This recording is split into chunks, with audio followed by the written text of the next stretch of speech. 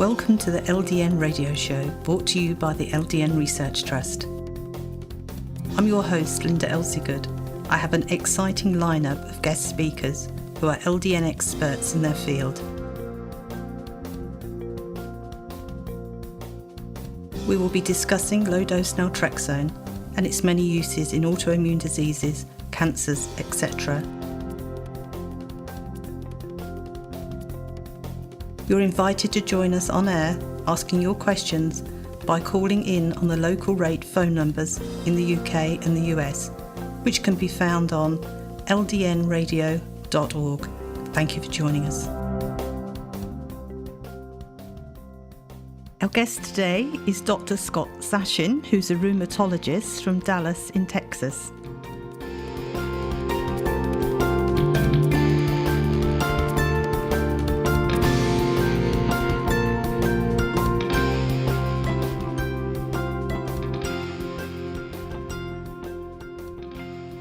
Pacifica Pharmacy is a family-owned compounding pharmacy located in Torrance, California. Since 1983, pharmacist owner Dr. Jeff Barris has focused on individualized approaches to his patients' health, using state-of-the-art equipment and high-quality ingredients. Pacifica Pharmacy addresses health and wellness, from hormone therapy to pain management, in a truly personal way. Visit www.pacificapharmacy.com.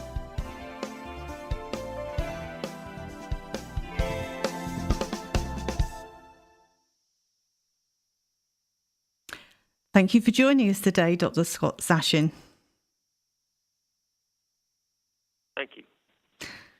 Well, I've been reading on your website and it says that you are compassionate, an excellent clinician, a good listener, meticulous, great sense of humour, open-minded, attentive and progressive. What more could we say? What a doctor. And this is all comments by your patients. Thank you very much. I enjoy my interaction with patients.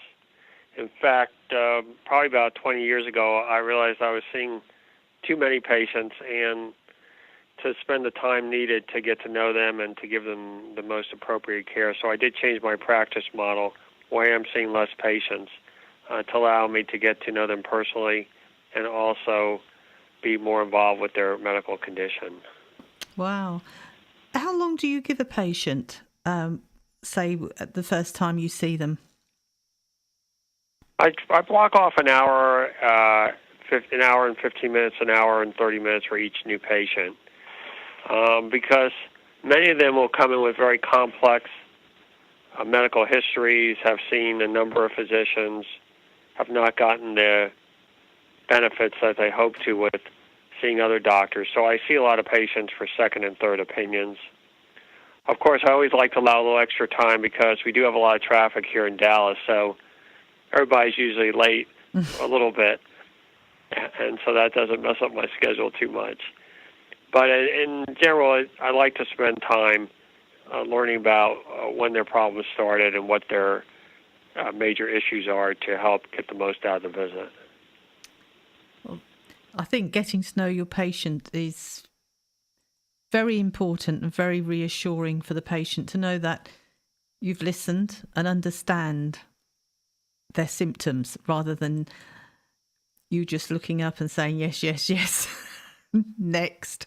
These days with the medical records, I don't know if you have it in England, but in the United States, many doctors are using electronic medical records, and they tend to sit at their computer, listen to the patient, take notes, but there's no eye contact. There's no interaction with the patient. So the patient is sitting there, doesn't really know if they're listening to them or not.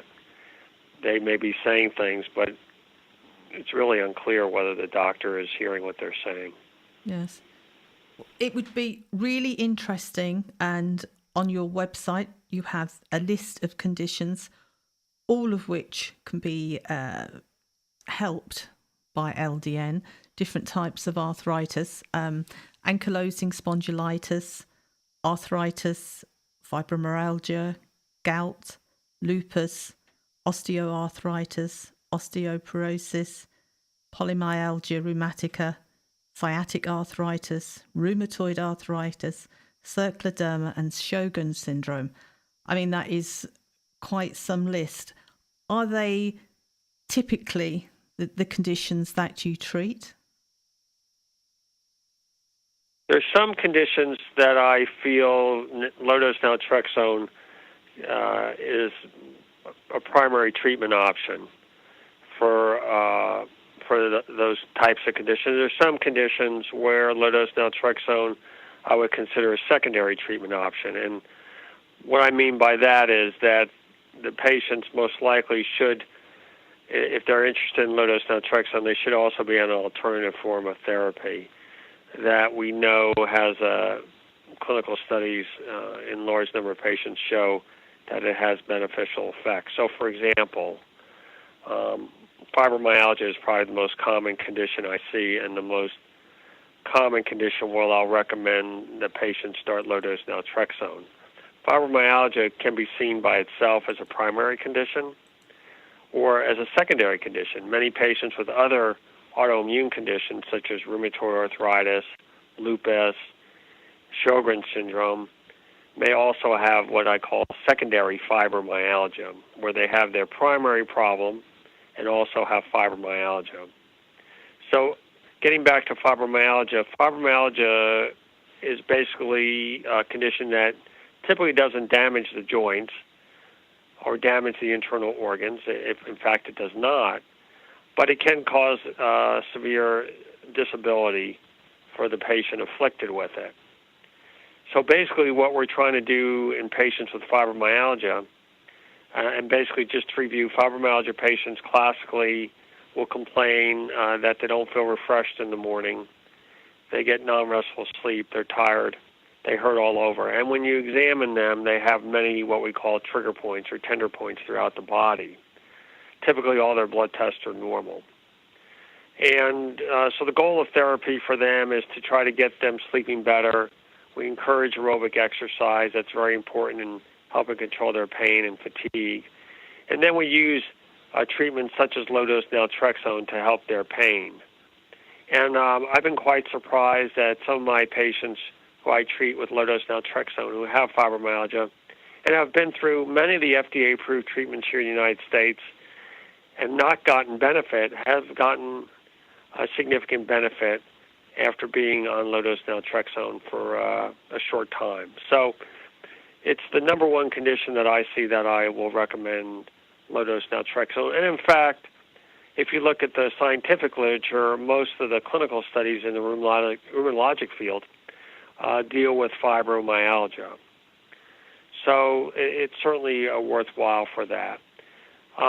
When you look at some of the other conditions that rheumatologists commonly treat, and the most common type of inflammatory arthritis we treat is rheumatoid arthritis.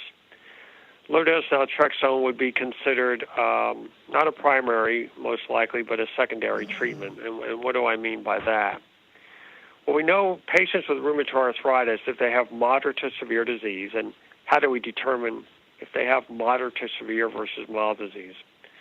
Well, that's based on their history and exam and blood tests. So assuming the patient might have moderate to severe disease, they are at higher risk of joint damage and deformity. And if you develop joint damage and deformity, you're at higher risk of disability. So when we see a rheumatoid arthritis patient early on, we want to treat them aggressively with FDA-approved medication to help slow down and try to prevent any damage to their joints. So we may not have the luxury of trying something like low-dose naltrexone for 6 months or a year. We really want to get on top of the disease quickly. And so we typically use medicines such as Plaquenil, methotrexate, or what are called biologics, drugs such as Enbrel, Orencia, that not only help symptoms, but also help slow down damage. Now, to my knowledge, there are really no multi-patient studies out there showing that low-dose naltrexone helps slow down damage in RA. That being said, if someone's on good therapy, their inflammation is under control, but they're still hurting, you could consider adding low-dose naltrexone to standard of care. to try to help their symptoms of pain and discomfort. But you probably don't want to treat rheumatoid arthritis with low-dose naltrexone alone until, if at that time, there's evidence in large studies showing that low-dose naltrexone would slow down and prevent damage, and most likely we're not going to see those studies. The same goes for systemic lupus. Lupus is a type of autoimmune condition that can affect not only the joints, but can affect the skin, the kidneys, the lungs, the heart, the brain. Can affect a lot of different parts of the body and can be quite serious in some patients. And many patients, it's very mild disease. They may have some joint achiness, some fatigue, mild rash. So again, in a condition like lupus, we want to treat them with standard of care treatment. So that might include a medication such as Plaquenil. And then we would use something like low-dose naltrexone if somebody was interested as a secondary treatment. If their lupus was under good control but they still had fatigue or joint pain, then you might consider using low-dose naltrexone in combination with standard of care treatment.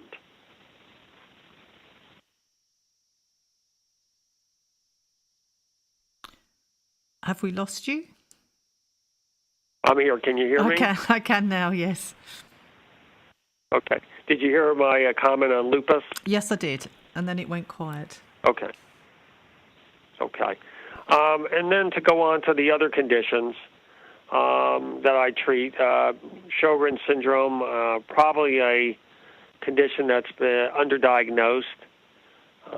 It's easy to diagnose Sjogrens syndrome if someone complains of dry eyes and dry mouth and has the typical blood tests that are what we call the Sjogren antibodies, anti-SSA or SSB. They may have an elevated anti-nuclear antibody or an elevated rheumatoid factor. But there are some people who have Sjogren's syndrome and their blood tests are all normal. Sometimes, if the diagnosis is important to make, we'll refer them to a specialized dentist to do what's called a lip biopsy, where they take a gland from inside the bottom of the lip, and that can help maintain and make a diagnosis. And there's some newer blood testing out there. So again, with Sjogren's syndrome, there is really no FDA-approved treatment to help fatigue and the joint pain. So in that case, if somebody wanted to try something like low-dose naltrexone as an off-label treatment to help the symptoms of Sjogren's syndrome, it certainly would not be unreasonable to try it. The data really doesn't exist right now to show whether or not in controlled trials whether the benefits of the naltrexone outweigh the risk. But and again, that study probably will never be done. So you have to kind of just talk with the patient and find out what their concerns are with different therapies and what they're most comfortable with. Osteoarthritis is actually the most common type of arthritis. It's a type of arthritis you'll see in people who have injured their knees, such as football players. But as people get older, they commonly develop this loss of cartilage in their joint, and they develop new bone, or what we call osteophytes. There really isn't any treatment out there that's going to help slow down progression other than losing weight. That does seem to help. So in patients with osteoarthritis, it's certainly reasonable to try a treatment such as low-dose naltrexone to see if it will control their symptoms of pain. And that's really, at this time, what we're doing for people who have osteoarthritis, whether it's in their hands, their spine, their knees, or their hips, which are common areas, and in their feet, too. We try to control their pain through the safest way possible. We often use Tylenol or acetaminophen, NSAIDs such as Advil or Aleve. We sometimes use an antidepressant called Cymbalta, which is FDA approved in the U.S. to treat the symptoms of osteoarthritis. We'll sometimes use natural treatments such as the Dona brand of glucosamine, which is a specific brand of glucosamine sulfate. I published a small study using a supplement made from tart cherries, which in the open label trial, no placebo, showed that it might be helpful. So low-dose naltrexone certainly could be included as a possible treatment option to help the pain of osteoarthritis. I think it's important to point out that the difference between osteoarthritis and rheumatoid arthritis can be in a number of ways. People with rheumatoid arthritis often complain of stiffness and pain when they first awaken. That actually gets better as they move around. So usually within an hour, 45 minutes, or an hour and a half, they'll start feeling better as they get up and move around. With osteoarthritis, their stiffness and pain is usually less than 30 minutes in the morning, but they may have increased pain with activity. Rheumatoid is considered an inflammatory arthritis where there's often swelling of the joints. Osteoarthritis also can have swollen joints, particularly in the knee, but rheumatoid arthritis is more likely to be associated with swollen, inflamed joints. Another condition we treat as rheumatologists, scleroderma. It can be a very devastating condition. There really is no great treatment out there right now. We try different things. There's some recent studies showing for patients with severe scleroderma, some sort of stem cell therapy may be useful. Low-dose naltrexone, again, little data in the literature, whether it helps or not. But again, when we don't have any effective therapies, low-dose naltrexone seems to come out as something people would like to try. You did mention to me earlier about osteoporosis. So probably don't see a role for low-dose naltrexone for osteoporosis unless they have a fracture, which can cause pain. Osteoporosis is actually considered a silent disease where patients will lose bone mass. Often, and most of the time, they have no symptoms. And so unless they have a fracture, they probably won't have any pain. But certainly if they have a fracture and have pain and they need something to help their pain, in that case, low-dose naltrexone could play a role in helping those patients. Some of the other conditions we talked about, gout. I've not seen any data showing it lowers uric acid levels. That is naltrexone, low-dose naltrexone. I don't think it's been studied. But again, gout is an inflammatory arthritis, so it might help.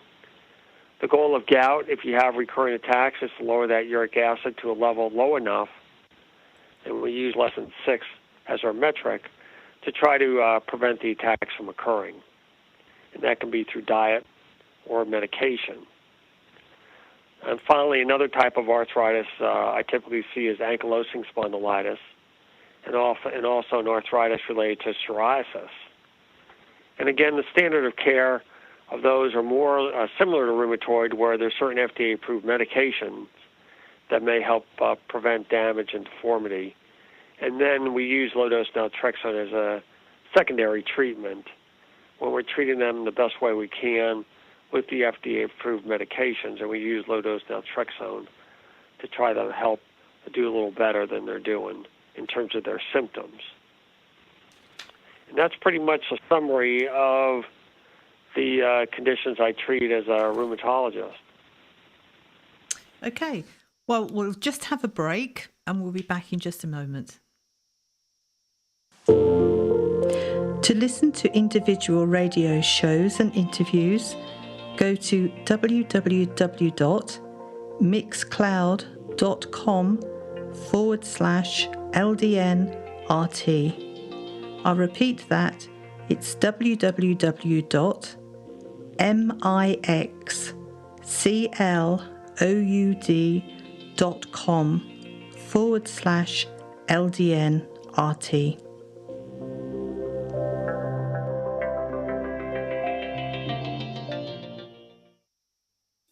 Pacifica Pharmacy is a family-owned compounding pharmacy located in Torrance, California. Since 1983, pharmacist owner Dr. Jeff Barris has focused on individualized approaches to his patients' health, using state-of-the-art equipment and high-quality ingredients. Pacifica Pharmacy addresses health and wellness, from hormone therapy to pain management, in a truly personal way. Visit www.pacificapharmacy.com.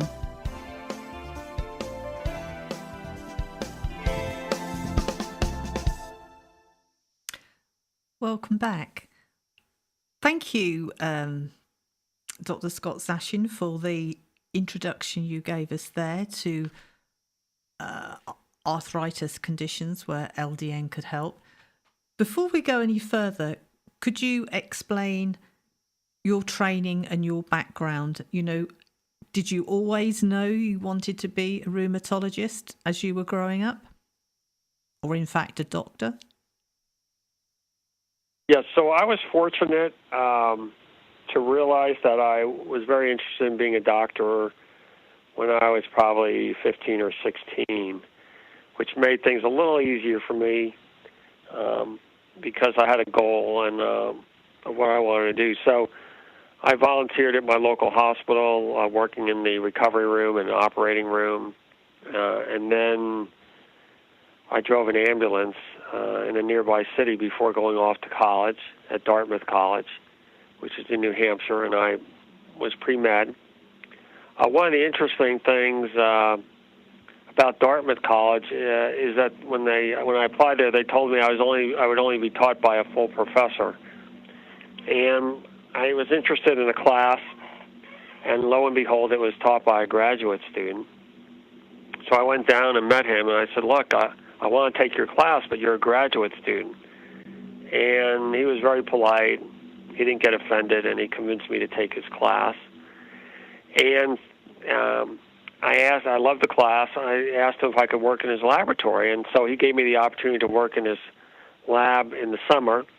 And I really didn't know what I was doing, but I was chopping up these rat spleens, and lo and behold, what I was doing, I was more a technician. I wasn't doing the actual intellectual work here, but I was purifying what's called a cytokine, one of the first cytokines to be purified in the world, called interleukin-2. And for anybody who has rheumatoid arthritis, one of our treatments, our main treatments, are what we call TNF blockers. And TNF was another cytokine that eventually got discovered and purified. So anyway, the gentleman, PhD student, ended up leaving and started his own company. And surprisingly, the product that his company first manufactured was a product called Enbrel, which is something I've used since 1999 as a treatment for rheumatoid arthritis. It's actually was a big breakthrough drug in helping patients with rheumatoid arthritis. But I didn't know that at the time as a medical student. I realized I was interested in internal medicine, and I came to Dallas to train, and I had some very good professors in medical school who taught the lectures on rheumatology, and so naturally I became interested. And one of the reasons was because there were conditions that needed treatment, but we really didn't have the answers. There was a lot of unknown. And sometimes trying to figure out what the patient had in the rheumatologic world was more of a puzzle, and so I enjoyed that challenge. And I've enjoyed taking care of patients with rheumatic diseases. In general, many patients have been with me a long time, but you always get to meet new patients with new challenges, and it's been very fulfilling. Mm. And you were saying how you like to get to know your patients and understand their condition initially. So when somebody comes to you on the initial appointment, what do you actually do to find out? Is it all a case of organising blood tests or other forms of tests? What do you actually do? Well, so when they come in, I'll bring them back to my office. And many times it could just be a straightforward thing, but most of the time it's not straightforward, and the patient has probably 10 or 12 things that bother them. And so what I try to do is ask them to kind of focus on the 2 or 3 things that if I could help them with, and I'll often say, if I had a magic wand, what are the 2 or 3 things that if I could help you with, you'd feel better? To kind of focus down on what's giving them the most trouble. And most of the time they'll say pain and they'll say fatigue. And then they have all the other things that we use in terms of trying to figure out what's causing their pain or their fatigue. So we sit down and talk. I try to also find a little bit about them personally, family situation, things they enjoy doing. I'll review I ask them to bring any old tests with them so I can review those, any old records that they feel would be useful. So we spend time doing that, and then I'll examine them, not only to try to see if I can confirm a diagnosis, but to look for other conditions that might show up in exam. For example, they might have a circulation problem or a thyroid problem. So look for other issues outside my limited specialty. And that's kind of why rheumatologists are also board-certified internists, because many of the diseases we treat really have to have a knowledge of being an internist or an internal medicine doctor to understand the conditions we treat, but also to make sure we don't miss conditions that are not in our specialty. And because many of the medicines we use can increase the risk for infection, we have to be skilled in trying to decrease the patient's risk for infection. I'll order blood tests. We'll do x-rays if needed, review those while the patient's in the office, and then usually within a week I'll call the patient back by phone and go over the results with them. Possibly we would have started a treatment regimen before they left, or possibly we would wait for the results to come up with a treatment plan. Mm-hmm. Now, you were saying that sometimes patients, before you get to see them, have seen 3 or 4 other doctors and are still looking for the answer. When you have a patient that is not found the right doctor to treat them, and they've been on many different medications, where do you start? Do you try and taper them off some of these medications, or work with what they're already taking? How do you go about treating them when they're already on many different medications? Well, let's take the fibromyalgia patient, for example. So they may come to see me, and I'll just give you one case. They may come to see me on all the medicines that are FDA approved for fibromyalgia, Cymbalta, Lyrica. They may be taking a low-dose tricyclic at bedtime, such as amitriptyline. And so at that point, there's no real specific, and they've tried different things, specific FDA-approved medication I'm going to be able to give them that might help. So then we might talk about natural anti-inflammatories, some of the ones I mentioned previously, the cherry supplements, turmeric, boswellia. I'll often incorporate that. I'll try to encourage them, if I can, to slowly get them into an exercise program, because I know from personal experience that if you can get into a good exercise program over time and gradually, that your energy will significantly improve, and your pain should improve also. And in that being with fatigue, I also try to get them off added sugars.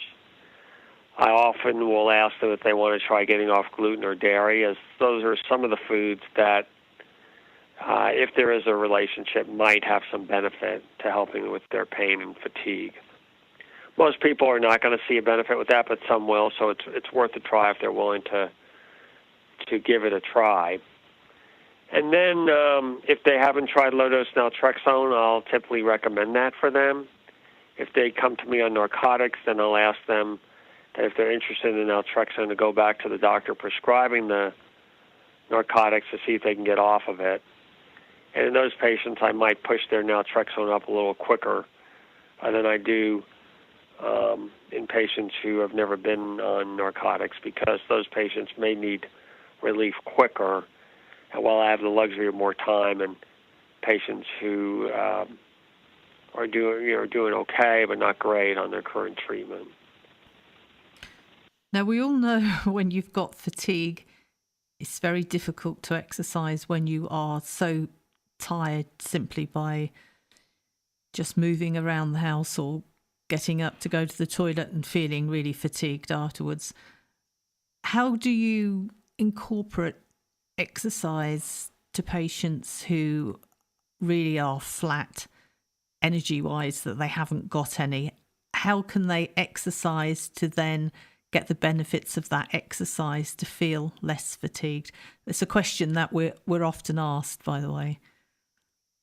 Yeah, well, part of the problem is that if you're not exercising, then you're going to be fatigued from that basis. So it's a motivational thing. I try to encourage them to do it with a family member or a friend, and I try to encourage them to do it gradually and something they might enjoy. One way to start is Tai Chi, which is maybe a little less rigorous to start with. Or maybe a recumbent bike where they're sitting and pushing on the pedal of the bike. That's the way I started my exercise program. Mm-hmm. And so I encourage them. Some of these people who haven't exercised for a while used to be very fit, and they really stopped exercising because they couldn't do what they used to do and they just gave up. So I encourage them to be patient and to try to do it in a very slow, gradual basis. But I tell them that if they are able to do it and get their heart rate up for 30 minutes, 4 to 5 days a week, that they will most likely feel better. And so it's just kind of, with me, I'll be honest with you, as a doctor, we're taught to tell everybody to exercise. And I would play tennis once or twice a week. And then when I stopped playing tennis, I would walk the golf course once or twice a week. And I went into my doctor, and he asked me what I was doing for exercise. And I was very proud. I said, well, I walk the golf course once or twice a week. He said, well, what are you doing for your heart? I said, well, that's what I'm doing. So he said that wasn't enough. So I tried exercising. I kind of did it a few times. I didn't feel better. I stopped. And then my daughter, who's 18, took a job opening a fitness center at 5 in the morning, and I didn't want her to go there by herself and open it up, so I offered to drive her 1 or 2 days a week. And so here I was at 5 in the morning, take my daughter to open up a fitness center. I had no excuse. Mm-hmm. And so I started exercising probably about 4 months ago, and I was so surprised at how much better I felt within a month of starting the exercise program. I couldn't believe it. In fact, I kicked myself for not doing it sooner. So it's just, you just got to trust that you'll feel better. And yes, it may be a slow process, but definitely need to try it and do your best, because it will help you most likely. And what about aqua therapy? Is that something that you recommend to your patients who perhaps can't? Yeah, I think that's a great therapy. If it's something you enjoy, it's probably one of the best, because it's weightless. So it does require a little more effort. You got to get ready for the pool, and you need an indoor pool if it's cold. But it's probably one of the best forms of exercise, and even walking in the water. You don't even have to swim. But many patients will balk at that, and because of access or the time required. But if it's something you enjoy and you're willing to do it, it's probably one of the best forms of exercise for any type of arthritis. And people with fibromyalgia tend to have what they call fibro fog. How do you go about assisting with that? So that's where Naltrexone might have some benefit. I've seen some improvement in that symptom. Exercise can help with that. I've used a supplement with turmeric to hopefully help with that. But it is a very common problem. We also see that a lot with Sjogrens syndrome. They may complain of that also. So I think exercise, low-dose Naltrexone, turmeric are all things that might be beneficial to help with that fogginess of thought. Mm-hmm. And you talked about natural supplements and diet. So would you say typically people with arthritis have become less active, maybe not eating that healthily? Would you say weight is a problem which makes the joints even more strain on the joints? Well, for people who have arthritis of their knees and hips, what I tell them is every pound they're above their ideal weight. So if your ideal weight is, say, 140 and you're 160, so you're 20 pounds above your ideal weight, that's 80 extra pounds on your knees and hips. Every pound you're overweight is 4 pounds on your knees and hips. So if they can lose that weight and get to their ideal body weight, not only will they feel better, but there is some data that shows it might slow down progression of the arthritis. And it's probably the one thing that patients can do on their own to help slow down progression of osteoarthritis. So do you recommend any particular diet for patients to follow? So if they're interested, we talk about elimination diet, where they'll eliminate some of the common culprits: gluten, dairy, sugars. They could try red meat, alcohol, nightshades. Try different things for several weeks, see if anything works. Some patients will elect to spend the money and do a food sensitivity test. There's a company in Florida that we use for those patients who are interested, where we send the blood down and they basically test the patient's blood to see if there's certain foods that their body reacts to. It's not there are no controlled studies, it's anecdotal. I actually did it on myself. I did find some foods that I reacted to that I actually felt when I ate them, they made me queasy. I tried it on my daughter. She did the testing. She really didn't have very many foods. But a number of my patients have done it, and they've followed the diet restrictions and have felt significantly better. So it doesn't help everybody, but some patients are interested in, instead of doing the elimination diet on their own, they try to use this testing to see if it might help them pinpoint which foods to avoid. Okay. Well, we'll just have one more quick break. We'll be back in just a moment. The LDN Research Trust has its own forum, which can be found at forum.ldnresearchtrust.org or via our website. The forum is divided into sections, so it's easy to navigate and find what you're looking for. You can share your experience, ask questions, keep a journal, etc. Unlike Facebook, the posts are always easy to find and don't get buried. We have a private medical professionals only section. To find out more, please email me, linda@ldnrt.org. Pacifica Pharmacy is a family-owned compounding pharmacy located in Torrance, California. Since 1983, pharmacist owner Dr. Jeff Barris has focused on individualized approaches to his patients' health, using state-of-the-art equipment and high-quality ingredients. Pacifica Pharmacy addresses health and wellness, from hormone therapy to pain management, in a truly personal way. Visit www.pacificapharmacy.com.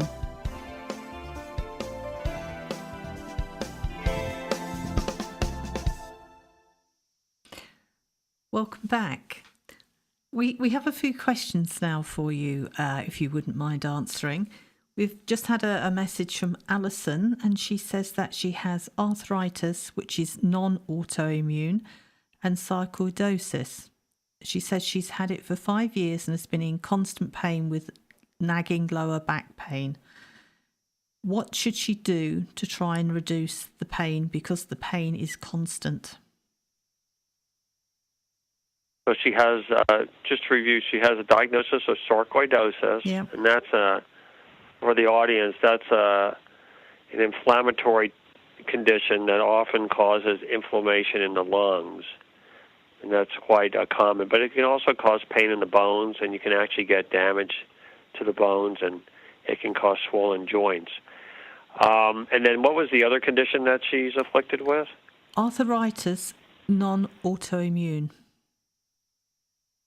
So that would make me think that probably more of a degenerative or osteoarthritis. So her back's her major issue. So some of the things that might help low back pain that I found, and one of the reasons I got into or became open to alternative therapies was an experience I had with a patient probably about 20 years ago. And if I could kind of relay that what happened, he was always in pain, never happy, on chronic pain medicine. And one day he came to see me, and he was smiling, and I was questioning him. I said, "Why are you so happy?" And he told me he was pain-free. And I said, "What do you mean?" He says, "Well, I'm doing acupuncture." So as a result of that experience, I decided I need to learn about acupuncture. So I actually started doing acupuncture in my office. I don't really do it as much anymore just for time reasons. But it is an excellent modality for low back pain. I find it can be very helpful for that type of problem. We often do physical therapy. Obviously, she may have tried that already. But if she's doing Naltrexone and that hasn't helped, consider acupuncture. And of course, make sure that there's no other causes for her back pain. Okay. Well, I hope that answers your question, Alison. We have another one here, and it's from Misty, and she says that she's got hypersomnia/pain, and she's been taking Norco 7.5S. I have no idea what that is. I don't know whether you know what it is. That's hydrocodone. Okay. Well, she's asking, she would like to start LDN. How does she get off this medication first? So she'd have to go to the prescribing doctor, and then depending on how much she's taking, taper off of it, and then she'd have to be off of it. Some practitioners wait 2 weeks, some will wait a week, depending on the doctor. But she has to get it out of her system, because if she started the Naltrexone with the medicine in her system without getting off of it, it would cause a withdrawal.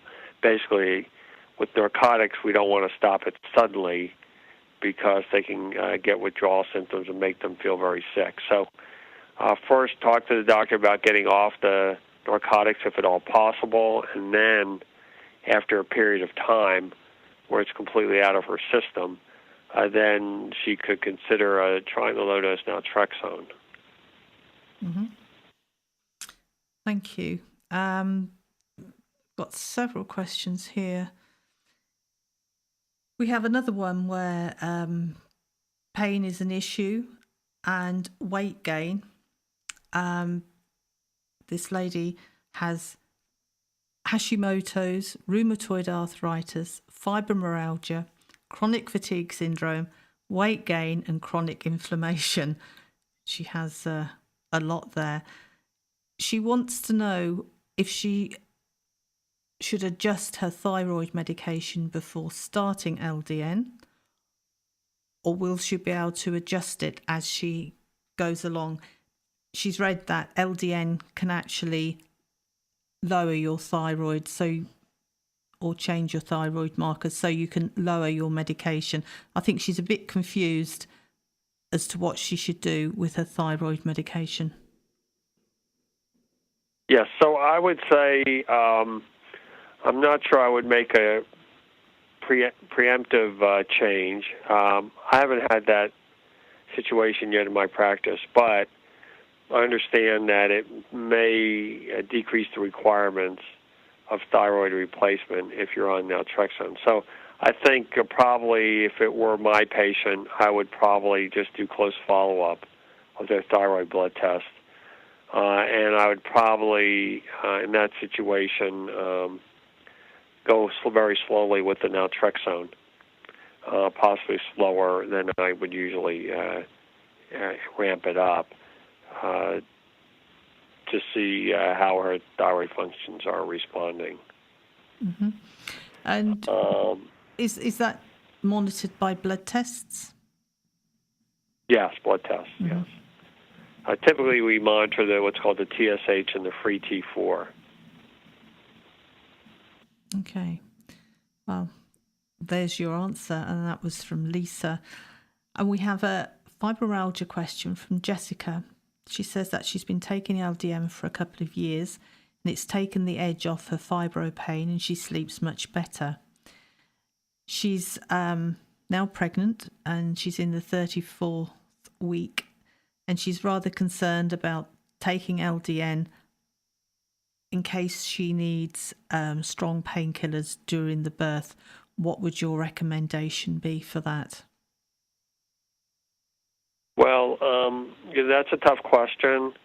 Some people feel that despite being on LDN, they still get benefit with pain medicine because it's such a low dose.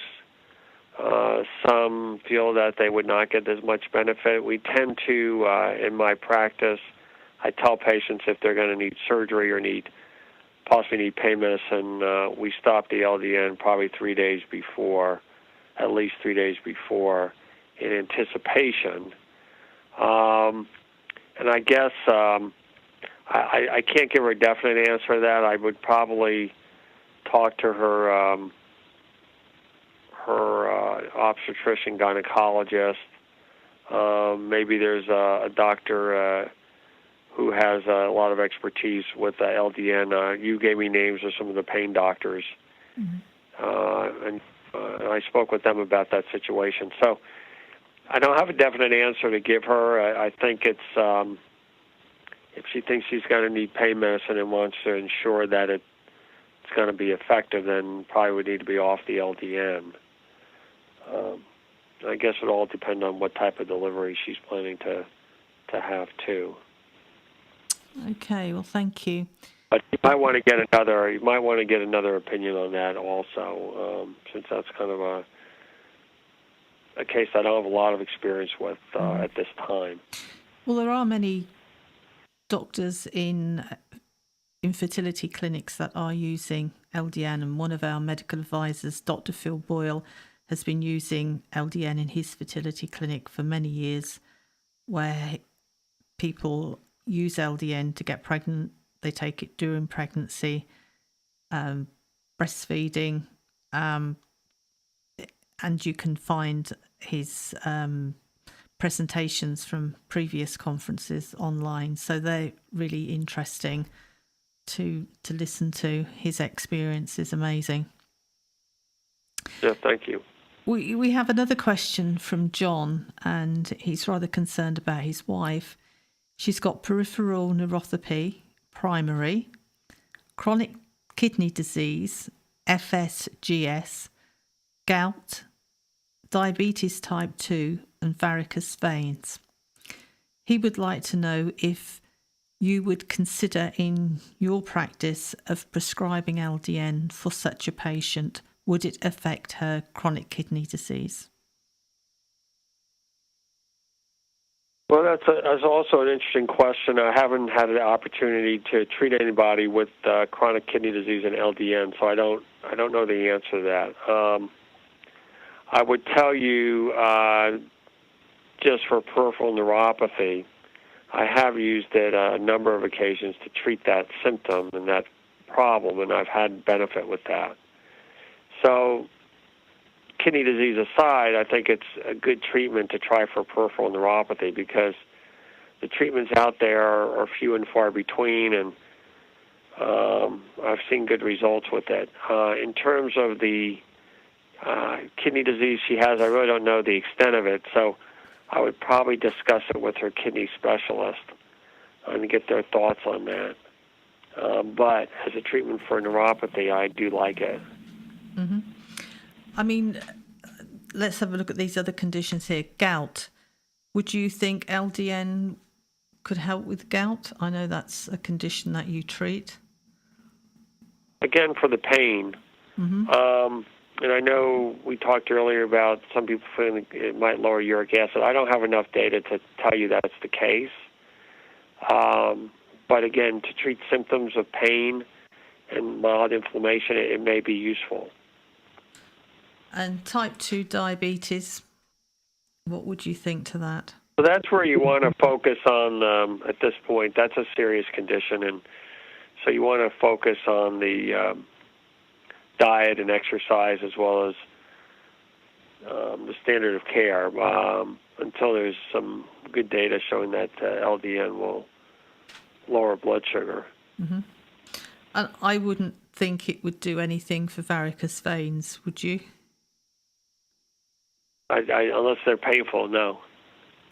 Of course, yes, the pain aspect there.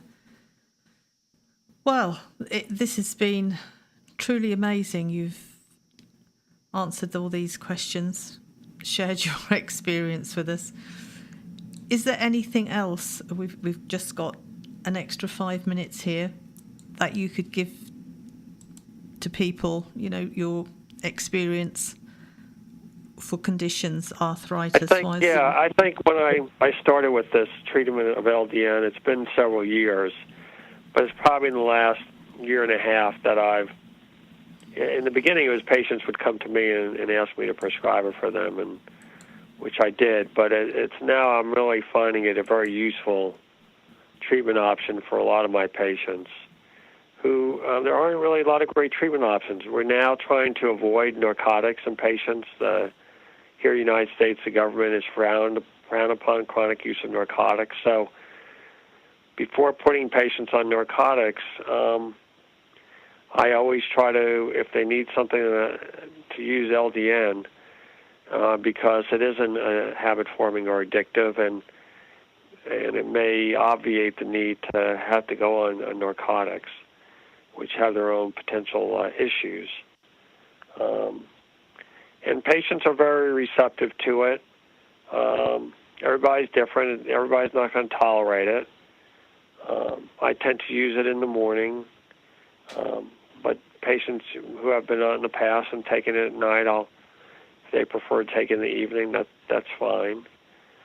There are some studies starting out at, from what I could tell, starting out at probably close to 4.5 milligrams.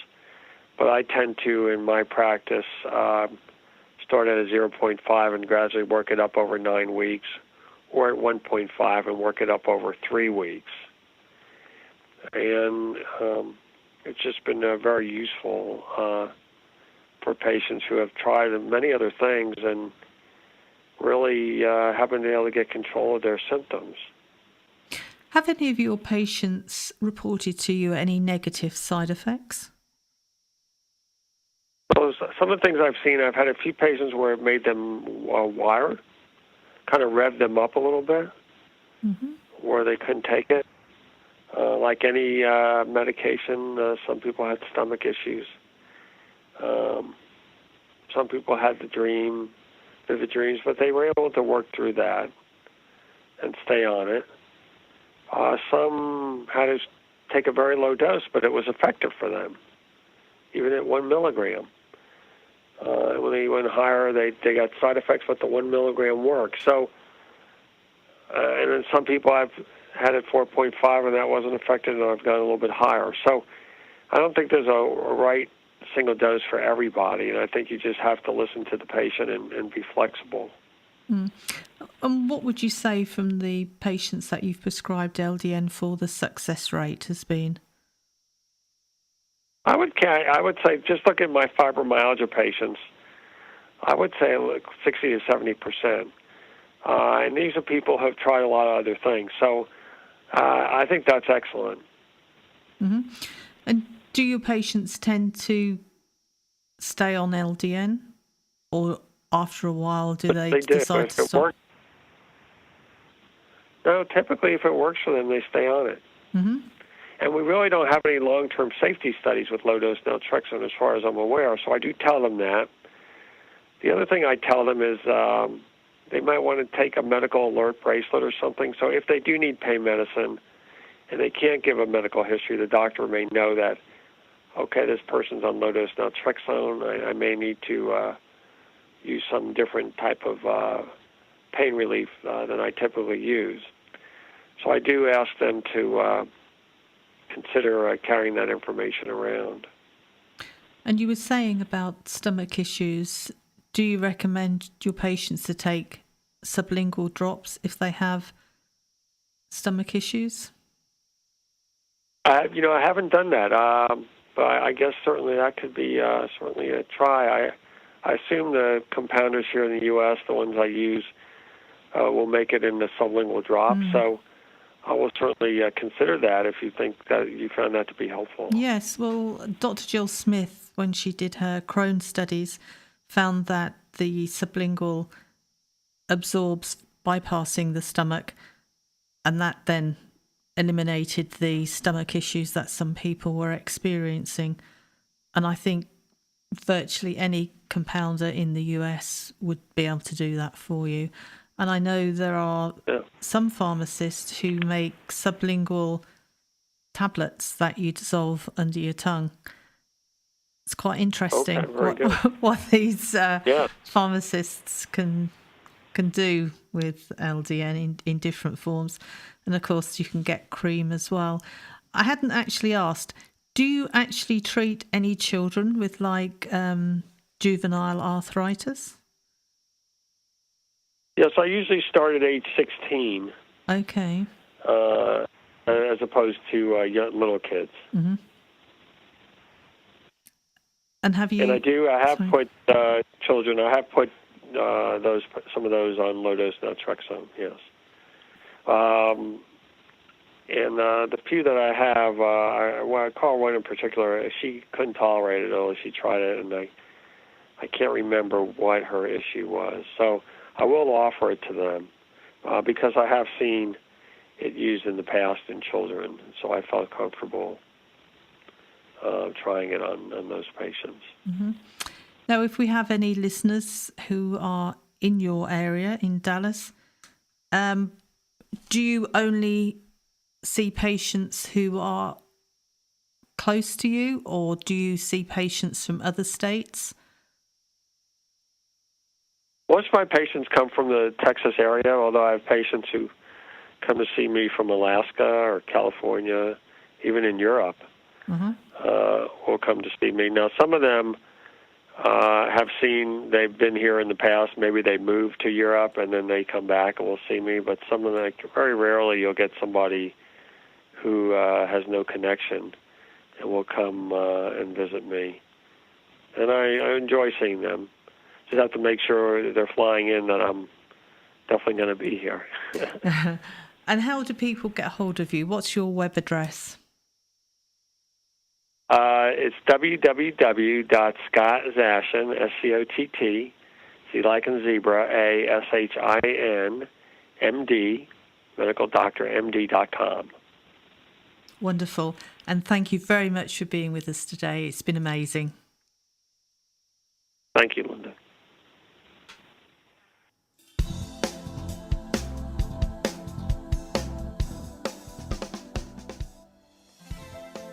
The LDN 2017 conference will be held in Portland, Oregon, in the US, 22nd to the 24th of September. If you are unable to attend in person, we'll bring the conference to you, regardless where you live. You can participate via our live stream. Check out www.ldn2017.com for early bird discounts. The conference will examine life-changing breakthroughs for treating multiple sclerosis, Crohn's disease, colitis, autism, irritable bowel syndrome, lupus, fibromyalgia, rheumatoid arthritis, chronic pain, mental health issues, restless leg syndrome, and many other conditions using low-dose Naltrexone. For tickets, live stream, and sponsorship opportunities, go to www.ldn2017.com. Pacifica Pharmacy is a family-owned compounding pharmacy located in Torrance, California. Since 1983, pharmacist owner Dr. Jeff Barris has focused on individualized approaches to his patients' health, using state-of-the-art equipment and high-quality ingredients.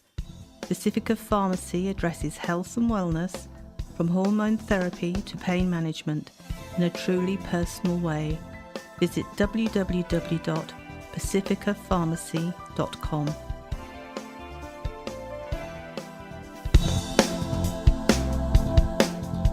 Any questions or comments you may have, please email me, Linda, Linda, at ldnrt.org.